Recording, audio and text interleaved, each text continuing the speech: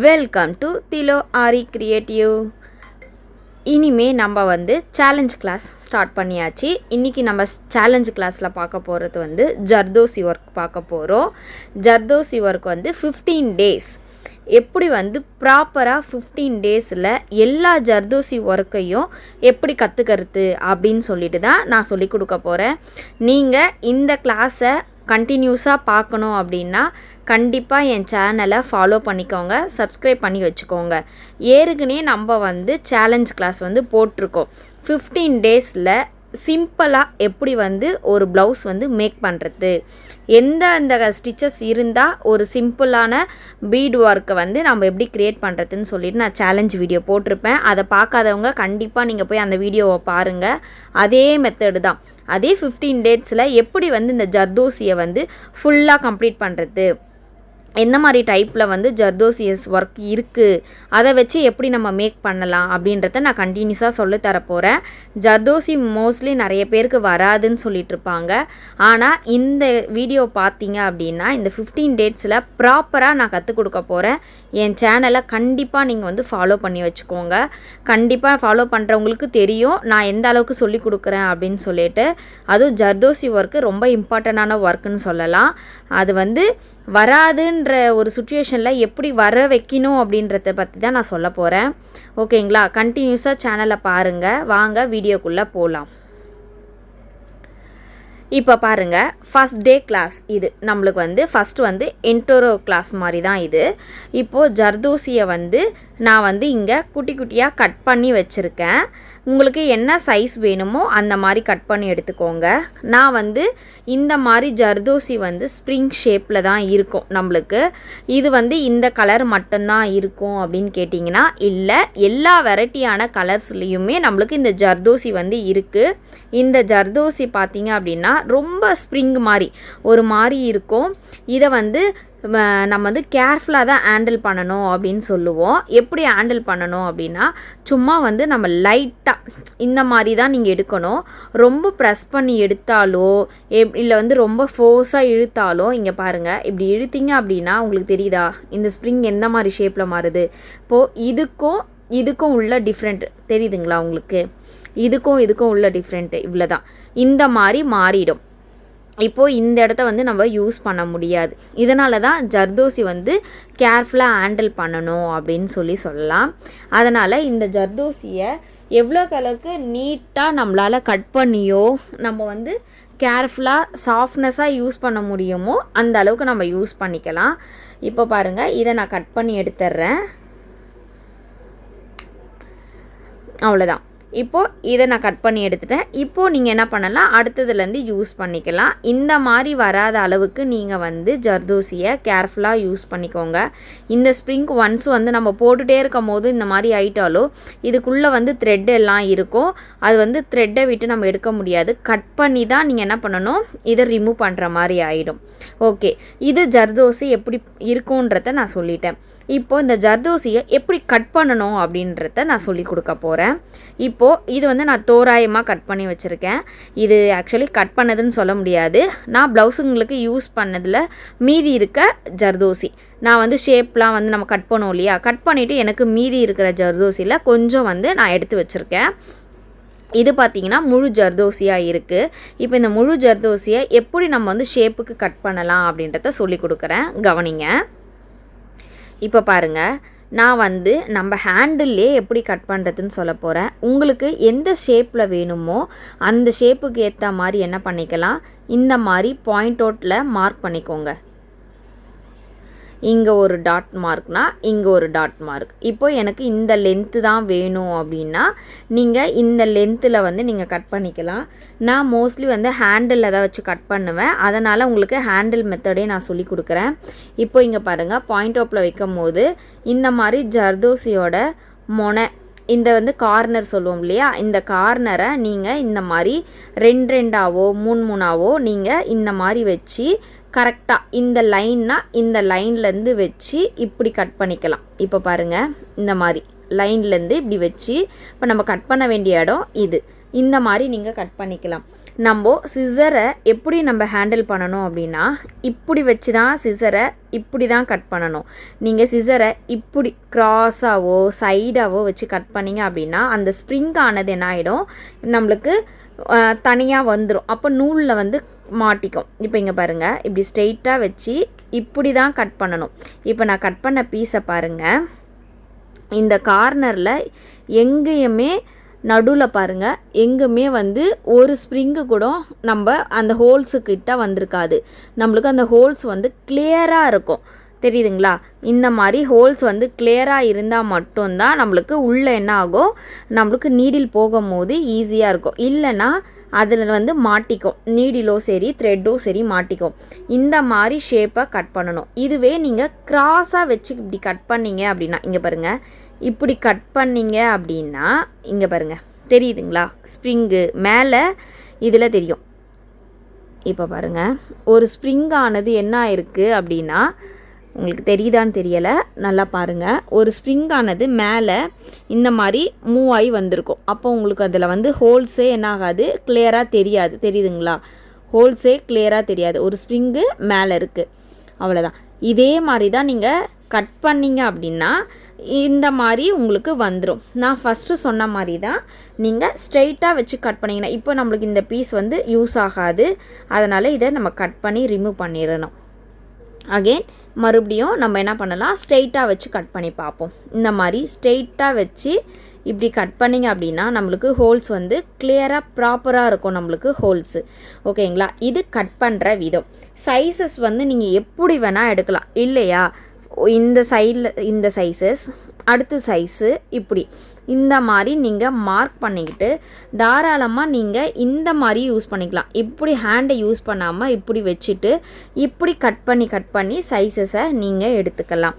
இதுதான் ஜர்தோசி கட்டிங்ஸோட பார்ட்ஸு. இப்போது கட் பண்ணுறது எப்படின்னு பார்த்தாச்சு. இந்த ஜர்தோசியை எப்படி யூஸ் பண்ணலாம் அப்படின்றத நான் சொல்லி கொடுக்குறேன். இதை யூஸ் பண்ணுறதுக்கு என்ன நீடில் வேணால் எடுத்துக்கலாம். நீங்கள் ஆரி நீடில், ஹேண்ட் நீடிலும் வச்சு தான் நம்ம மேக் பண்ணுவோம். ஃபஸ்ட்டு நான் வந்து ஆரி நீடில் வச்சு சொல்லி கொடுத்துட்றேன். அதுக்கப்புறம் த்ரெட் பார்த்தீங்க அப்படின்னா ஸ்விம்மிங் த்ரெட் மட்டும்தான் யூஸ் பண்ண முடியும், மிஷினோட த்ரெட்டு. வேறு எந்த த்ரெட்டும் இதில் யூஸ் பண்ணிக்க முடியாது. நம்ம இந்த மாதிரி த்ரெட்டு எது இருந்தாலுமே நம்ம யூஸ் பண்ணிக்கலாம். இப்போது நான் உங்களுக்கு பேசிக்கான ஸ்டிச் வந்து ஸ்டார்ட் பண்ணிக்கலாம். இது ரொம்ப பேசிக்கான ஸ்டிச்சுன்னு சொல்லலாம். இப்போ இந்த ஸ்டிச் ஸ்டார்ட் பண்ணுறதுக்கு நான் வந்து இந்த த்ரெட்டு மட்டும் போதும். நம்மளுக்கு ஜர்தோசி கட்டிங்ஸ் இருக்குது. இந்த கட்டிங்ஸை வச்சு இந்த த்ரெட்டை வச்சு நம்ம மேக் பண்ணி காமிக்கிறேன். இது வந்து ஒரு எப்படி சொல்லனா, ஸ்டார்டிங் பேசிக்கில் இதை கற்றுக்கிட்டால் எல்லாமே பண்ண முடியும் அப்படின்ற மாதிரி தான் இந்த கிளாஸு. இப்போது நம்ம நார்மலாக நான் எப்போவுமே சொல்லுவோம் இல்லையா, ஒரு த்ரெட்டை எடுத்தோம் அப்படின்னா உள்ளே எடுத்துகிட்ட பிறகு ஃப்ரண்ட் அண்ட் பேக் ஒரு ஸ்டிச்சு போட்டு நம்ம ஸ்டார்ட் பண்ணிக்கலாம். இந்த மாதிரி எடுத்து நீங்கள் வச்சுக்கணும்.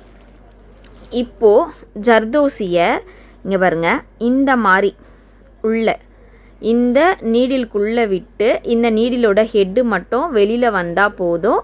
இந்த மாதிரி இருக்கணும். இப்போ இங்கே பாருங்கள், இந்த நீடிலோட முனையில் இப்படி பிடிச்சிக்கணும். இப்படி பிடிச்சிட்டு இந்த ஜர்தோசியை 90 டிகிரி எப்படி சொல்லுவோம் இல்லையா, 90 டிகிரி ஷேப்பில் வந்து நம்ம ஸ்ட்ரெயிட்டாக வைக்கணும் நீடில். நல்லா புரிஞ்சுக்கோங்க, 90 டிகிரி இதில் ஸ்ட்ரெயிட்டாக வைக்கணும் நீடில். உங்களுக்கு இப்படி ஸ்ட்ரெயிட்டாக வச்சிங்க அப்படின்னாலே உங்களுக்கு தெரியும். இப்போது ஜர்தோசியை கீழ் எண்டு வரையும் இறக்கியாச்சு. உங்களுக்கு எந்த ஷேப்பில் நம்ம ஸ்டிச்சஸ் போடுறோமோ அதே மாதிரி தான். இப்போது இங்கே பாருங்கள், இந்த ஷேப்பில் ஸ்டிச்சஸை நான் போட போகிறேன். அப்படியே டேர்ன் பண்ணி அடுத்தது இங்கே பாருங்கள், இந்த மாதிரி டேர்ன் பண்ணி தான் நம்ம எடுக்கணும். நார்மலாக இதே மாதிரி எடுத்துக்கணும். இப்போது எப்படி வந்து நீடில் டேர்ன் பண்ணுறீங்க அப்படின்றத நான் சொல்ல போகிறேன். ஃபஸ்ட்டு ஸ்டெப்பில் நான் எப்படி கொண்டு வந்தேன்னு பார்த்தீங்க. இப்போ நான் நீடில் எப்படி டேர்ன் பண்ணுறேன்னு பாருங்கள். எப்போவுமே நம்ம நார்மலாக நீடில் வந்து நான் சொல்லியிருப்பேன் இல்லையா, இந்த நேமு நம்பர்ஸ் இதே மெத்தடில் தான் நம்ம பண்ண போகிறோம். எப்படி செயின் ஸ்டிச்சுக்கு நம்ம டேர்ன் பண்ணுவோமோ அதே மாதிரி தான். ஃபஸ்ட்டு ஜர்தோசியை கீழே விட்டுட்டு இந்த நேம் இருக்கு இல்லையா, இந்த நேமை இப்படி திருப்பி இப்படி கீழே குத்திடணும். தெரியுதா? இப்போ நம்ம சைடில் நம்பர்ஸ் இருக்குது. இந்த அப்படியே மேலே எடுத்து மறுபடியும் என்ன பண்ணணும், இந்த நேமை நம்ம பக்கம் திருப்பிடணும். மறுபடியும் நேமை திருப்பி குத்திட்டு மறுபடியும் நேமை நம்ம பக்கம் எடுக்கணும். இந்த மெத்தடில் நீங்கள் ஜர்தோசியை போட்டிங்க அப்படின்னா கண்டிப்பாக வராதுன்னே சொல்ல முடியாது. எல்லாருமே ஈஸியாக கற்றுக்கலாம். இந்த டேர்னிங் தாங்க. இங்கே பாருங்க, நேமை இப்படி திருப்புறோம், மறுபடியும் இப்படி உள்ளேருந்து கீழே அடியிலேருந்து நூலை எடுத்துட்டு இப்படி திருப்பிடும், மறுபடியும் இப்படி திருப்பி இப்படி வைக்கிறோம். அந்த ஜர்தோசி மட்டும் நம்ம கையை விட்டு போயிடக்கூடாது, நூலையும் விட்டுறக்கூடாது. அந்த அளவுக்கு நீங்கள் க்ரிப்பாக பிடிச்சிக்கிட்டு பண்ணிங்க அப்படின்னா ஈஸியாக நம்மளுக்கு ஜர்தோசி ஒர்க்கு ஈஸியாக வந்துடும். இதை நீங்கள் ட்ரை பண்ணியே பார்த்துட்டு இருந்தீங்கன்னா சூப்பராக நீங்கள் உங்களாலையும் போட முடியும். மறுபடியும் சொல்லி கொடுக்குறேன். இங்கே பாருங்கள், இந்த மாதிரி பிடிச்சிட்டு இங்கே பாருங்க, கீழே ஜர்தோசியை இறக்கிட்டு நேமை திருப்பியாச்சு, உள்ளே நம்ம உள்ளே வந்து த்ரெட்டை எடுத்தாச்சு, திருப்பிட்டோம். மறுபடியும் இதே மாதிரி தான், மறுபடியும் உள்ளே திருப்பி அடுத்து டேர்னிங், உள்ளே திருப்பி அடுத்து டேர்னிங். அவ்வளோதான். கீழே ஆட்டோமேட்டிக்காக நம்ம செயினுக்கு வந்து எப்படி ரொட்டேட் பண்ணுவோமோ அதே ரொட்டேஷன்லேயே நீங்கள் பண்ணலாம். ஈஸியாக இந்த ஜர்தோசி ஒர்க் வந்து உங்களுக்கு வந்துடும். இது வராது, கஷ்டம் அப்படின்னு நினைக்கிறவங்க தப்பாக நீங்கள் யோசிக்கிறீங்கன்னு அர்த்தம். கண்டிப்பாக நம்மளால் முடியும்னு சொல்லி ட்ரை பண்ணி பாருங்கள். ரொம்ப ரொம்ப ஈஸியான இதில் தான் வரும் இது. நீங்கள் ஜர்தோசியை எந்த அளவுக்கு வந்து ஈவனாக கட் பண்ணி எடுக்கிறீங்களோ அந்த அளவுக்கு உங்களுக்கு வந்து இந்த பேசிக் ஜர்தோசி வந்து ஈஸியாக உங்களுக்கு வந்துடும். இந்த பேசிக் ஜர்தோசி பார்த்தீங்க அப்படின்னா நம்ம எல்லா விதத்துலேயுமே யூஸ் பண்ணிக்கலாம். ஒரு பீடை சுற்றியோ ஸ்டோன்ஸை சுற்றியோ எல்லா வகையிலுமே நம்ம இந்த ஜர்தோசியை யூஸ் பண்ணிக்கலாம். இந்த ஜர்தோசி பார்த்தீங்க அப்படின்னா நம்ம வந்து ஜர்தோசி யூஸ் பண்ணும் போது கீழே வந்து ஏதாவது கொடுக்கணுமா இல்லை ஏதாவது வந்து ஒட்டணுமா அப்படின்னு நினைப்பீங்க. எதுவுமே ஒட்ட வேணாம். ஜர்தோசி நம்ம இந்த நீடில் வழியாகவே ஸ்ட்ராங்காக வந்து அதில் உட்காந்துக்கும். நம்ம செயின் ஸ்டிச் போடுறோம் இல்லையா, அந்த மெத்தட்லேயே வந்து அது நம்மளுக்கு ரிமூவ் ஆகி வராது, நல்லா ஸ்ட்ரிப்பாக நின்றுக்கும். இப்போ இங்கே பாருங்கள், நான் இங்கே கீழே எதுவுமே பேஸ்ட் பண்ணலை, எதுவுமே பண்ணலை. இப்போ நான் வந்து அப்படியே தான் நான் போடுறேன். இங்கே பாருங்கள், அப்படியே இந்த மாதிரி வச்சு கண்டினியூஸாக நீங்கள் யூஸ் பண்ணி போட்டுக்கலாம். அவ்வளோதான். இப்போது நம்ம ஸ்ட்ரெயிட்டாக பண்ணோமா, இதுவே நம்ம ஒரு கேர்வாக பண்ணணும் அப்படின்னாலும் கேர்வாக பண்ணிக்கலாம். இல்லை ஒரு மாடல் டிசைன்ஸ் எடுக்கிறீங்க அப்படின்னாலும் நீங்கள் அந்த டிசைன்ஸ்க்கு ஏற்ற மாதிரி அதை சுற்றி என்ன பண்ணிக்கலாம், ஃபில்லிங்ஸில் இந்த ஜர்தோசியை கூட நீங்கள் கொடுத்துக்கலாம். ஃபில்லிங்ஸு சூப்பராக வரும் நம்மளுக்கு. ஆனால் என்ன ஒன்று, இந்த ஜர்தோசி வந்து கலர்ஸ் மேக் பண்ணுறீங்க அப்படின்னா அதுக்கேற்ற மாதிரி நீங்கள் கலர்ஸை வந்து சூஸ் பண்ணி எடுத்துக்கோங்க. ஜர்தோசி வந்து கலர்ஸ் வந்து நிறைய கிடைக்குது. நீங்கள் அதை எங்கே கிடைக்குதோ அந்த இடத்துல வாங்கி நீங்கள் யூஸ் பண்ணி பாருங்கள்.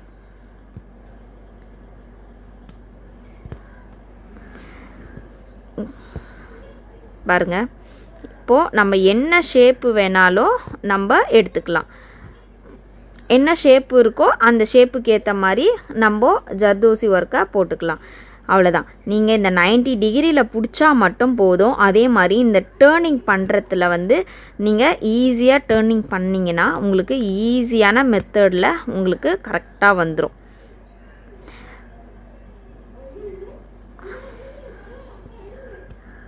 அவ்வளோதான். இந்த மாதிரியே நீங்கள் வந்து யூஸ் பண்ணி பாருங்கள். இந்த கிளாஸ் எல்லாருக்குமே ரொம்ப யூஸ்ஃபுல்லாக இருக்கும் நான் நினைக்கிறேன்.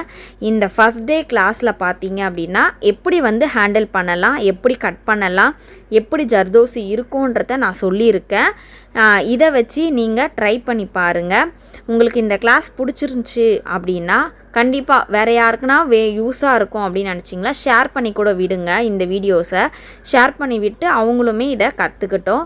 உங்களுக்கு இந்த கிளாஸ் பிடிச்சிருந்துச்சின்னா கண்டிப்பாக கீழே கமெண்ட் பண்ணுங்கள். நான் நெக்ஸ்ட்டு கிளாஸில் வந்து நீங்கள் கமெண்ட் பண்ணுறத வச்சு நான் நெக்ஸ்ட் கிளாஸில் உங்களுக்கு நான் சொல்லி கொடுக்குறேன். ஏதாவது டவுட் இருந்தாலுமே கண்டிப்பாக நீங்கள் கீழே கேட்கலாம். அடுத்தடுத்த வீடியோவில் நான் டவுட்ஸ் எல்லாத்தையும் நான் சொல்லிகிட்டே வருவேன், உங்களுக்கு நீங்கள் கேட்குற டவுட்ஸை. ஓகேங்களா? இந்த கிளாஸ் எல்லாருக்கும் பிடிச்சிருக்கோன்னு நினைக்கிறேன். ஓகே, பாய்.